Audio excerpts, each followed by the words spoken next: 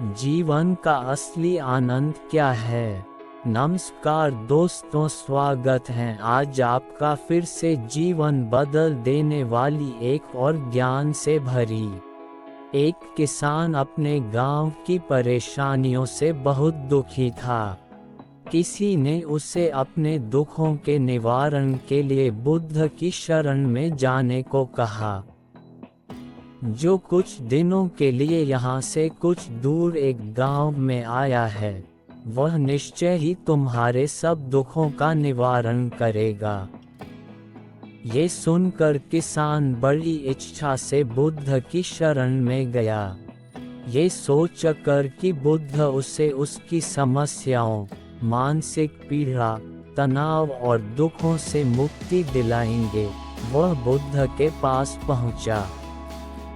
उसने बुद्ध से कहा कि हे बुद्ध, मैं एक किसान हूँ, मुझे खेती करना पसंद है, लेकिन बारिश कभी भी पर्याप्त नहीं होती और मेरी फसलें बर्बाद हो जाती हैं।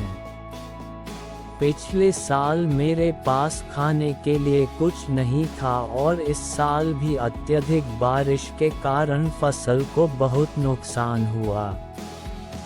मेरे पास खाने के लिए पर्याप्त भोजन नहीं है।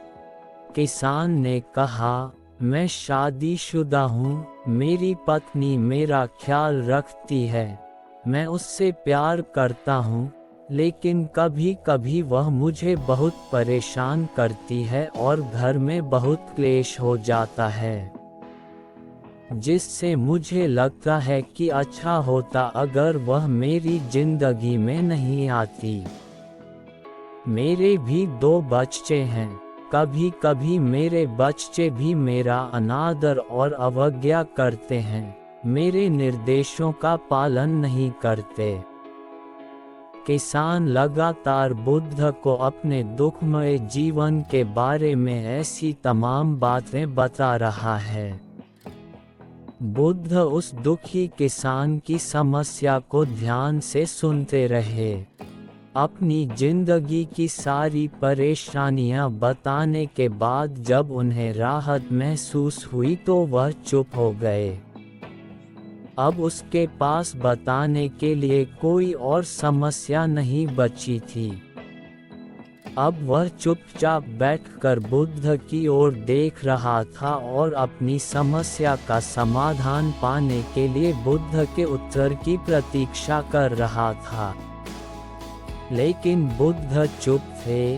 किसान ने फिर कहा, हे बुद्ध, मैं आपकी शरण में आया हूँ, कृपया मेरे जीवन की इन समस्याओं का समाधान करें।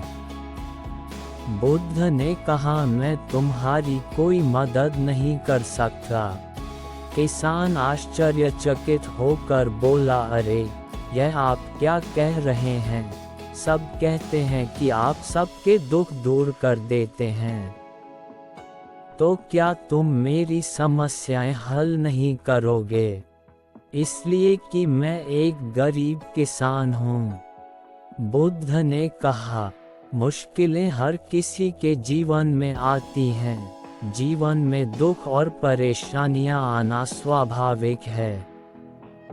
व्यक्ति के जीवन में अक्सर उसके कर्मों के अनुसार परिस्थितियां बदलती रहती हैं, जिससे सुख, दुख, निराशा और क्रोध आता है। नए रिश्तों का बनना, पुराने रिश्तों का बिगड़ना, रिश्तों में मिठास और कड़वाहट, ये सब सामान्य है। ये जीवन का हिस्सा है और यह जीवन का चक्र है। हकीकत तो यह है कि हम सभी के जीवन में 83 प्रकार की कठिनाइयां हैं। इन कठिनाइयों का समाधान आप और मैं नहीं कर सकते, कोई नहीं कर सकता। जिंदगी और जिंदगी में बनने वाले रिश्ते स्थिर नहीं होते। एक दिन रिश्तेदार भी चले जाएंगे और जिंदगी भी खत्म हो जाएगी। लेकिन ये समस्याएं वैसे ही रहेंगी जैसे आज आपकी जिंदगी में हैं और कल किसी और की जिंदगी में होंगी। इस पर किसान अपना नियंत्रण खो देता है और क्रोधित हो जाता है और ऊंची आवाज में बुद्ध से कहता है कि हर कोई कहता है कि तुम्हें एक महात्मा, एक सिद्ध पुरुष, एक प्रबुद्ध व्यक्ति होना चाहिए। मैं इस विश्वास के साथ यहाँ आया हूँ कि आप मेरी मदद करेंगे। यदि आप मेरी समस्याएं हल नहीं कर सकते तो मेरा यहाँ आना व्यर्थ था। हर कोई झूठ बोलता है कि वे समस्याओं का समाधान करते हैं। आपने मेरी एक भी समस्या का समाधान नहीं किया। तुमसे अच्छे तो वह महात्मा हैं जो 2 वर्ष पहले मेरे घर आए थे। उन्होंने मेरे लिए यज्ञ कराया, दान दक्षिणा दिलवाए और मेरे मन को असीम शांति मिली। कुछ सुख भी बढ़े और कुछ दुख भी कम हुए। लेकिन तुमने मेरी कोई भी समस्या हल नहीं की। तुमने मुझे सीधे तौर पर मना कर दिया। बुद्ध ने कहा, क्या वह सब करने से जीवन के सारे दुख समाप्त हो गए? इतना कुछ करने के बाद भी अब आप इतने परेशान क्यों हैं? अब आप पहले से भी ज़्यादा दुखों से घिर गए हैं। तात्पर्य यह है कि जीवन में दुख कभी समाप्त नहीं होते। किसान बोला, तो क्या मैं मान लूं कि तुम मेरी मदद नहीं कर सकते? यदि आप ऐसी छोटी छोटी बातों का समाधान नहीं कर सकते तो आपके उपदेशों का क्या लाभ? बुद्ध ने कहा, मैं तुम्हारी 84वीं समस्या का समाधान तो नहीं कर सकता, लेकिन हाँ, मैं तुम्हारी 84वीं समस्या का समाधान अवश्य कर सकता हूँ। किसान आश्चर्यचकित हो गया और बोला, 84वीं समस्या क्या है बुद्ध ने कहा, यानी कि तुम अपने जीवन में कोई समस्या नहीं चाहते। आपकी सारी समस्याएं इसी समस्या के कारण उत्पन्न हुई हैं। यदि आप इस तथ्य को स्वीकार कर लें कि जीवन में समस्याएं मौजूद हैं और समस्याएं जीवन का हिस्सा हैं, तो आप जीवन की समस्याओं से विचलित नहीं हो पाएंगे। आप जीवन में आने वाली समस्याओं से विचलित हो जाते हैं क्योंकि आपको लगता है कि आप दुनिया के सबसे दुखी व्यक्ति हैं, जबकि सच्चाई यह है कि हर किसी को अपना दुख सबसे ज़्यादा महसूस होता है। लेकिन जिस दिन आप ये समझने लगेंगे कि मेरा कष्ट अन्य लोगों की तुलना में बहुत कम है, उस दिन से कोई भी दुख आप पर प्रभाव नहीं डाल पाएगा। जब तक आप नहीं चाहेंगे कि आपके जीवन में कोई परेशानी न आए और आप हर दुख दर्द से बचे रहें, तो यह संभव नहीं है। ऐसे में छोटा सा दर्द भी आपको बेचैन कर देगा और आपकी मानसिक शांति भंग कर देगा।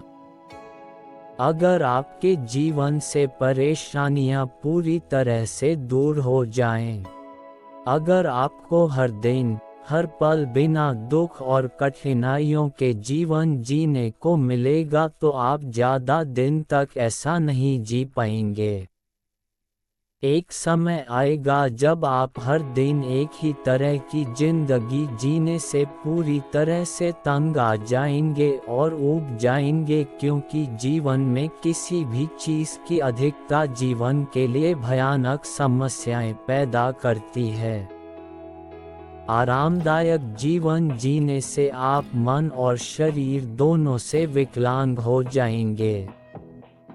तो ऐसे जीवन का क्या फ़ायदा जो बाद में आपको नर्क जैसा जीवन जीने पर मजबूर कर दे।